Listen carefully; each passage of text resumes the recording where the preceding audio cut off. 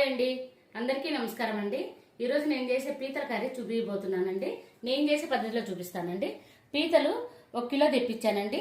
అక్కడే క్లీన్ చేసుకొని తీసుకొచ్చారండి. నేను మళ్ళీ ఇంట్లో క్లీన్ చేసుకున్న, శుభ్రంగా క్లీన్ చేసుకొని ఉప్పు, పసుపు, కారం 3 కలిపి ఒక అరగంట ఫ్రిడ్జ్లో పెట్టానండి.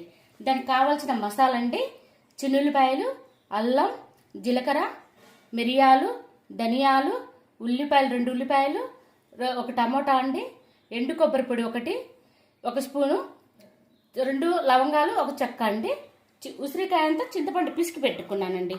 ఇవి పచ్చి మసాలా అంతా మిక్సీ వేసుకుందామండి. పచ్చివే మిక్సీ పట్టి పెట్టుకుందాం. ఇదిగోండి, బాండి పెట్టి ఆయిల్ వేసుకున్నా. ఆయిల్ కాగిందండి. 4 గింజలు మెంతులు వేస్తే బాగుంటుందండి. మెంతులు వేసాను. 2 పచ్చిమిరపకాయలు చీలికలు వేసాను. కరివేపాకండి 1 రెబ్బ.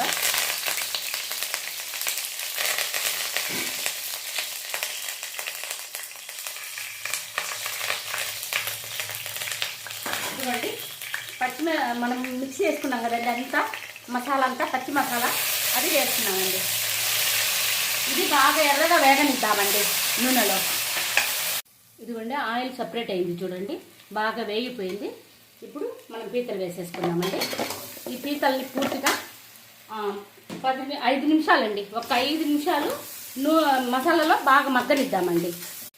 ఇదిగోండి, బాగా మసాలాలో మగ్గిపోయిందండి. బాగా చూడండి, చక్కగా మగ్గిపోయింది. ఉప్పు కారం పట్టుకుంది. ఇప్పుడు చింతపండు గుజ్జు పోసేసుకుందామండి.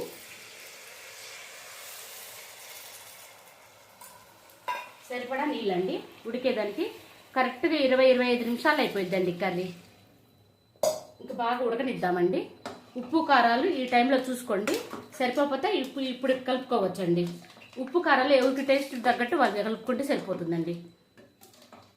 ఇదిగోండి, నాకైతే మొత్తం సరిపోయాయండి. ఉప్పు కారం అన్నీ కలిపి పెట్టుకున్నాం కదండి, ఒక అరగంట ఫ్రిడ్జ్లో బాగా పట్టేసుకుందండి. బాగా కరెక్ట్గా సరిపోయాయండి, అన్నీ సరిపోయినాయి. ఇదిగోండి, కరెక్ట్గా 20-25 నిమిషాల కర్రీ అయిపోయిందండి. ఆయిల్ పక్కకు తేలుతుంది చూడండి, చిక్కటి గ్రేవీ. ఇది ఆరేసే కలంగా కొంచెం గట్టి పడుతుందండి. దీనికి మనం కొత్తిమీర వేసుకొని ఇంకా స్టవ్ ఆఫ్ చేసుకుందామండి.